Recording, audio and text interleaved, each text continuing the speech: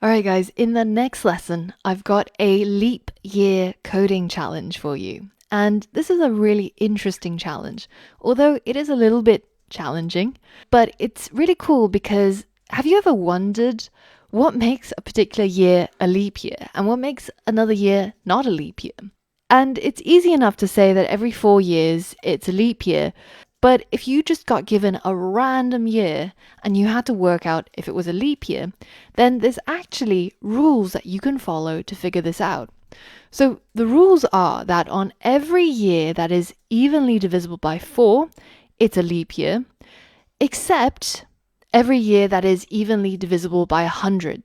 So if it's divisible by 4, but it's divisible by 100, then it's not a leap year, unless that year is also evenly divisible by 400.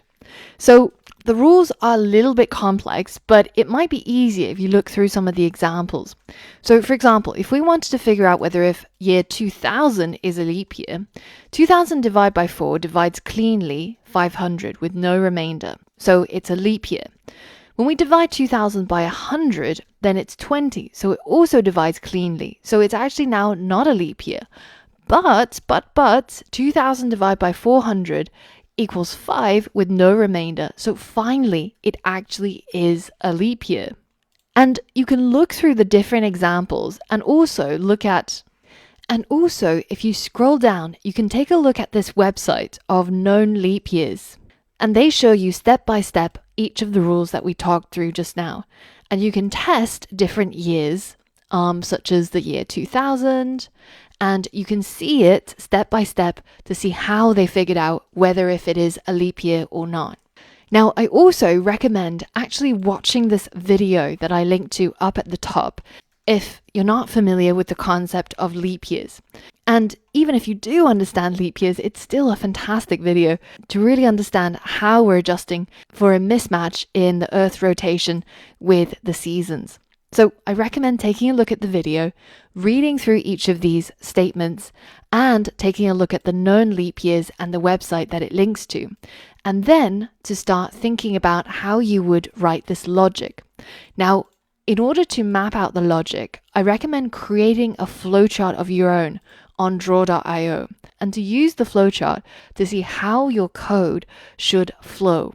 Now, if you want a little bit of extra help, I'm about to reveal the flowchart that I've created.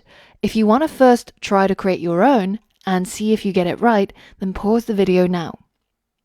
Alright, so let's take a look at the flowchart that I created. If you click on this link in hint number 3, you'll be taken to a page that looks like this. And so if we map out those rules and we click start, we see, is it clearly divisible by 4? If no, then it's definitely not a leap year. But if it is, then we have to check the next thing. Is it cleanly divisible by 100? No? Well, then it's definitely a leap year. But if it's yes, then we have to check the final thing. Is it cleanly divisible by 400? If yes, then it's a leap year. If no, it's not a leap year. And that flowchart basically translates these 3 lines of logic. Now, if English is not your first language, then I recommend to take a look at the flowchart and also take a look at the rules for leap year in your own language. But once you're happy that you understand what's going on, then it's time to tackle the challenge and write your code. Now, remember, you have to output exactly the words leap year, full stop, or not leap year, full stop, and look at the capitalization and where the spaces and full stops go.